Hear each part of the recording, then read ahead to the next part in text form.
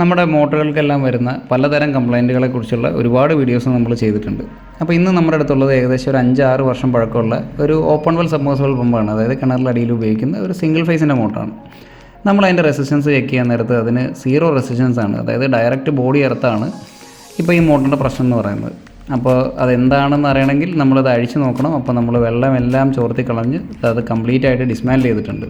അപ്പോൾ നമ്മൾ winding check ചെയ്യാൻ നേരത്തെ ഇത് പല സ്ഥലത്തും ആർക്ക് ചെയ്തിട്ട് ഇതിൻ്റെ വൈൻഡിങ് കട്ടായിട്ടുണ്ട്. കരിഞ്ഞിരിക്കുന്ന എല്ലാം ഹൈ വോൾട്ടേജിൻ്റെ പ്രശ്നങ്ങളാണ്. സാധാരണ ലൈറ്റ്നിങ്, ഇടിവെട്ട് പോലെയുള്ള കാര്യങ്ങൾ വരുമ്പോഴാണ് അങ്ങനെ സംഭവിക്കാറ്.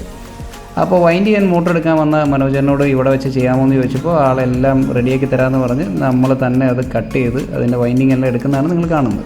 വൈൻഡിങ് പുറത്തെടുത്ത് കഴിഞ്ഞാൽ ആദ്യമായിട്ട് നമുക്ക് അതിൻ്റെ വെയിറ്റ് ഒന്ന് ചെക്ക് ചെയ്ത് നോക്കണം. വെയിറ്റ് ചെക്ക് ചെയ്യുമ്പോൾ ഏകദേശം 1,740 അതിൻ്റെ വൈൻഡിങ്ങിൻ്റെ വെയിറ്റ് ഉണ്ട്.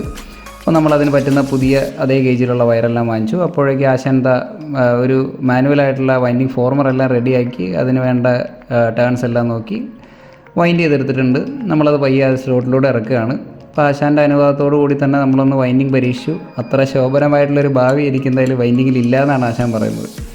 എന്താണെങ്കിലും അതിൻ്റെ വൈൻഡിങ് എല്ലാം കഴിഞ്ഞു. നമ്മൾ കേബിളെല്ലാം ജോയിൻ്റ് അടിച്ചു. അതിൻ്റെ ലീഡ് വയറെല്ലാം ജോയിൻ ചെയ്ത് വാട്ടർ പ്രൂഫ് ചെയ്ത് എല്ലാം ക്ലിയർ ആക്കിയിട്ടുണ്ട്.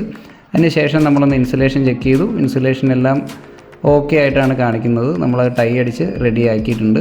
ഇനി നമ്മുടെ പമ്പ് ഒന്ന് റീ അസംബിൾ ചെയ്യണം. അതിനുശേഷം ഒന്ന് കപ്പാസിറ്റർ കണക്ട് ചെയ്ത് അതിൻ്റെ റണ്ണിങ് ആംസ് ചെക്ക് ചെയ്ത് കഴിഞ്ഞാൽ കസ്റ്റമർക്ക് കൈമാറാം. അതിന് മുന്നേ ജസ്റ്റ് ഒന്ന് പ്രഷർ വാഷ് ചെയ്ത് പെയിൻ്റ് അടിച്ച് കഴിഞ്ഞാൽ സംഗതി അടിപൊളി. Thanks for watching.